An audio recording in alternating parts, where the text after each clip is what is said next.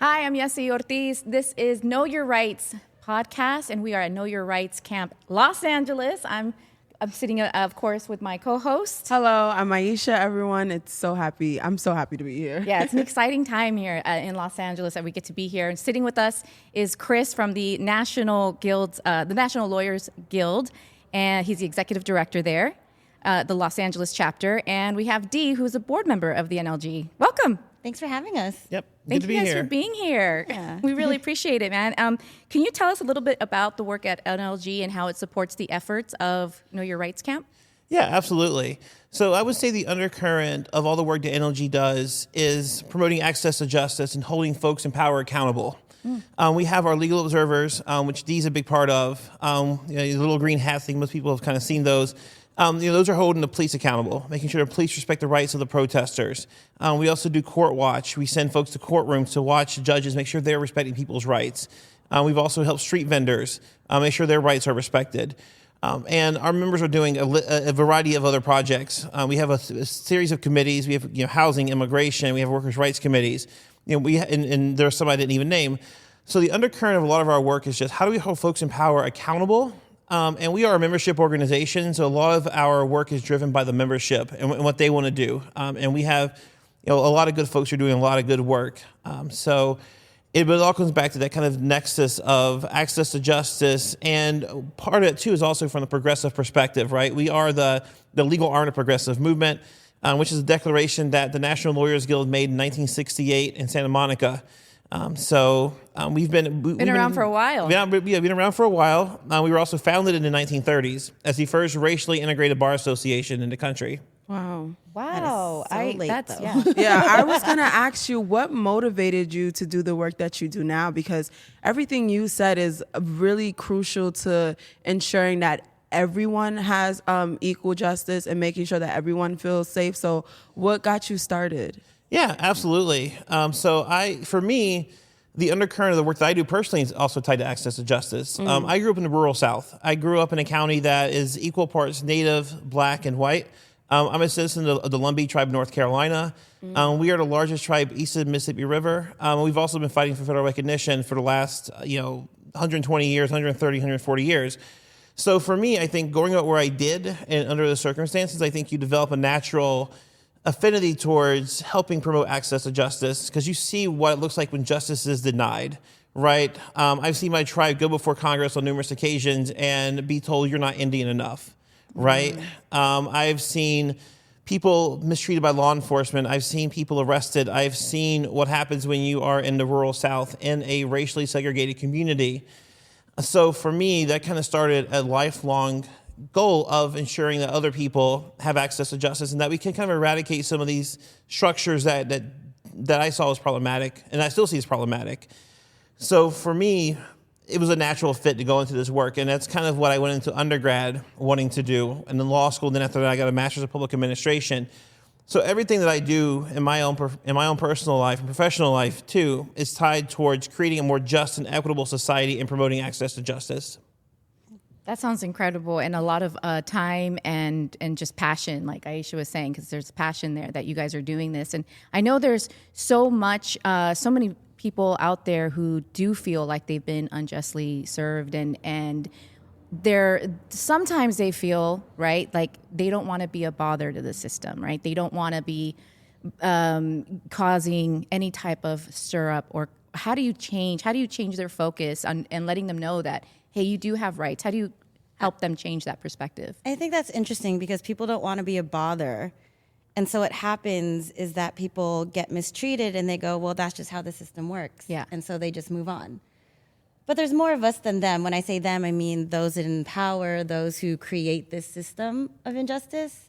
And so if people assert their rights, if people know that they actually are the ones in power, then you can create this shift and shift power away from those in power, right? And make those changes. And that's why, things like Know Your Rights. People don't know their rights. Right. If you are mistreated, it should, you should be able to say, that's not okay.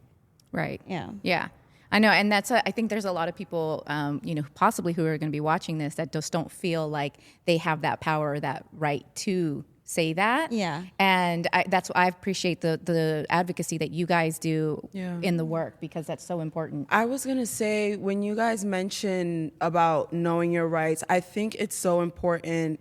And it's why we do the work that we do, because, you know, especially being young and being, you know, going into something that you don't really know about, the work that y'all do is really important. Because if I come in and say, hey, I was mistreated by my landlord or I was mistreated by the police officer, what do I do now? And you guys are there to give them that help. So I was going to ask you specifically, what rights are important for them to know when it comes to interacting with police officers? Because we're in a time where there's a lot of protesting going on, a lot of racial injustice, and we're seeing more and more protests a lot. So what's the important rights that they should know? Number one thing I want to say is this isn't necessarily the right, but the goal.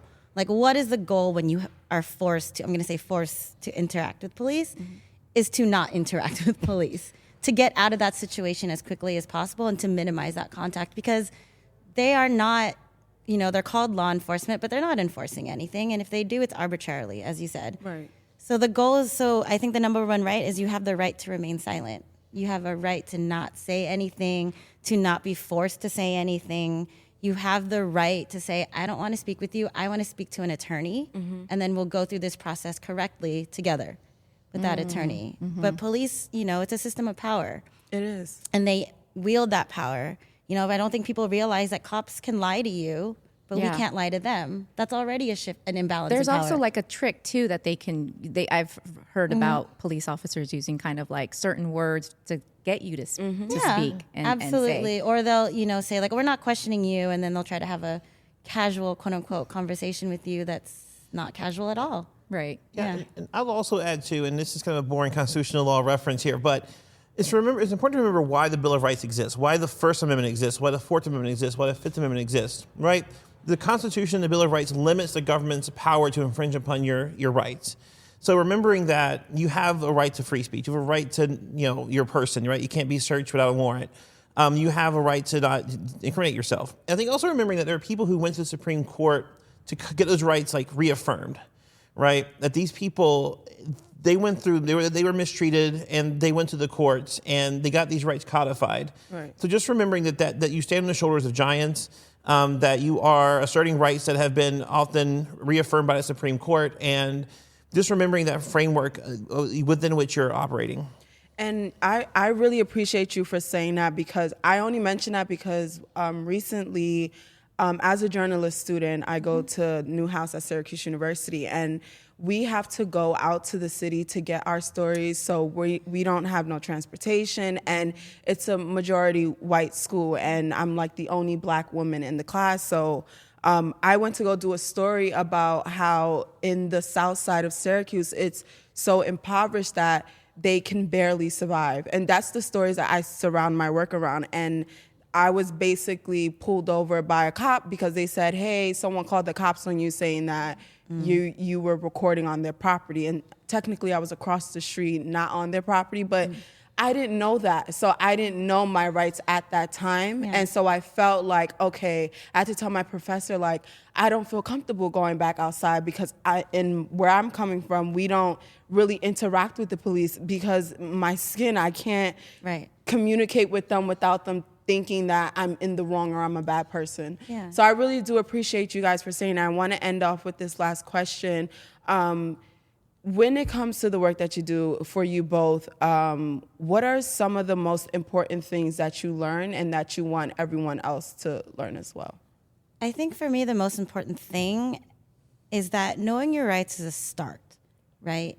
So we talk about it. When you know your rights and you keep affirming your rights and you show people who try to take away your rights, like, no, you're not going to take that away, you kind of expand them. Right.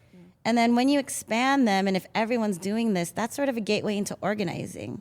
If you really want to create change, you need to organize. And so knowing your rights is the first step. Organizing is the second one. And organizing you do together, right? Organizing is about building a mass movement. And when you have a mass movement, again, I'm going to say it again, like, there are more of us than those in power. And so let's shift the power balance, because every injustice we talk about, at the base of it is a like there's an imbalance in power. So let's take that power back. Like we have these rights, we assert them. We know what we want. We know the world that we want to live in. So let's create that together. I love that. Yeah, we are strength in numbers. Yeah, and it's a phrase that a lot of organizers in LA use that I love, and it's when we fight, we win. So when we fight together, we win together. I love Yeah. that. Thank you Yeah, so thank you much both. for taking the time to speak with us. I learned so much, and I feel so much better just sitting here and kind of going out to the world knowing that I learned something from you all. So thank you so much. Lastly, I just want to say, how can people find you if they want to know, if they want to get in contact with you? Sure. Well, we have a website. NLG-LA.org. You can also find us on Twitter, Instagram, and Facebook. We are pretty prominent on social media, at least I like to think we are. Yeah. And we post information about our events. We have a weekly radio show on KPFK here in Los Angeles, where we bring folks on to talk about different aspects of social justice. So if you want to get involved, I can guarantee there's a way to get involved. We only got 2 followers. Yeah, two new you got 2 followers. followers right here. Thank you so much. And if you want to learn more, please head to our website at knowyourrightscamp.org, and we will see you soon.